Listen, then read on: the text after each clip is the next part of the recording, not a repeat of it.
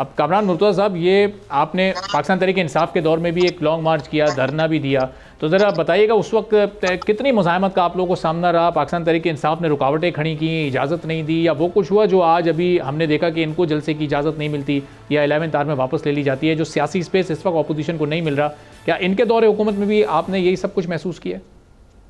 इनके दौर हुकूमत में भी हमारे साथ बड़े तमाशे होते रहे। शोएब शाहीन साहब की ऑफिस के बिल्कुल पीछे जो है ना मेरा ऑफिस है।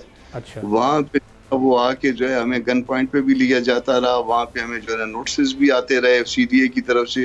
जिस तरह से इनका ऑफिस है, जिस तरह से जिस एक घर में इनका ऑफिस है और उसके पिछली वाली एक घर में जो है मेरा ऑफिस है, और वकील के लिए परमिसेबल होता है घर के अंदर ऑफिस बना सकता है।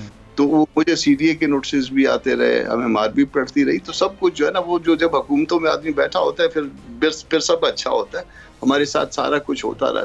तीन वाकयात तो मेरे अपने साथ हुए ना। एक दफ्तर में सबको जो है ना गन पॉइंट पे ले लिया और लूटा भी नहीं और लूट भी लिया। वो लूटने का ये था कि सबको गन पॉइंट पे कुछ 40 मिनट रखा। अच्छा। और सबको हाथ पाँव बांधे गए। और ये उन दिनों की बात है जिन दिनों में हमारी तारीख चल रही थी। फिर सीडीए की तरफ से नोटबाजी शुरू हो गई कि जी आपने जो है ना यहाँ पे ऑफिस खोला हुआ है। तो जाहिर है कि मेरे इस दोस्त का भी ऑफिस उसकी मेरे पीछे की सही उन्होंने भी उसी तरह से खोला हुआ है। ये तो कामरान साहब आपके तक हो गए 3 वाकयात आपके साथ हुआ। और अगर पार्टी के लेवल पर अगर हम बात करें, जब आप कोई पॉलिटिकल एक्टिविटी करने जा रहे हैं, चाहे केपी में या आप इस्लामाबाद आ रहे हैं, दुरानी साहब के साथ देखिए, दुरानी साहब के साथ जो ना जो उनके ऊपर नायब के केस बन सकते थे, अकरम दुरानी साहब के पास वो बनते रहे। और उसके बाद जो ना हम मुख्तलिफ वक्त में इस्लामाबाद, कभी इस्लामाबाद हाई कोर्ट में, कभी किस हाई कोर्ट में, तो वो ये सब कुछ होता रहा। हुकूमतें जो ना सारा वो जो ना उनका तरीका बात एक ही तरह होता है तकरीबन। हम हुकूमत में हो, आप हुकूमत में हो, कोई और हुकूमत में हो,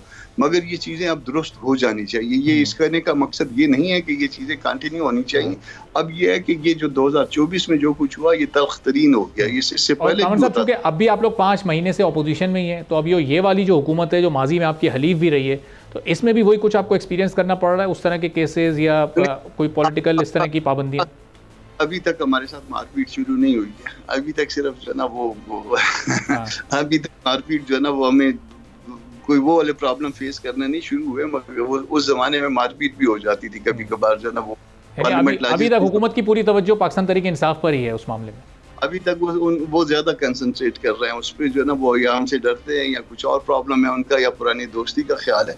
मगर अभी तक वो मारपीट अभी या उन्हें ये उम्मीद है कि अभी भी मौलाना साहब मान सकते हैं और हुकूमत का पार्ट बन सकते हैं, कुछ मिनिस्ट्रीज मिल जाए तो वो बात खत्म हो गई। मिनिस्ट्रियों की बात होती तो मिनिस्ट्रियों की बात खत्म हो गई होती। अभी तक मिनिस्ट्रियां तो जो है वो शायद लोग जो है आगे प्लेट में रख के देने के लिए तैयार थे। मसला सिर्फ ये है कि धांधली इस हद तक बढ़ गई है या मामला इस हद तक बढ़ गए हैं कि इलेक्शन बिकने तक आ गए। तो ये इलेक्शन बिकने का जो मामला है ये पाकिस्तान के साथ अच्छा नहीं हो रहा, बहुत ही खराब हो रहा। पाकिस्तान के साथ तो पहले भी खैर अच्छा नहीं हो रहा था, मगर अब जो है ना हद हो गई है।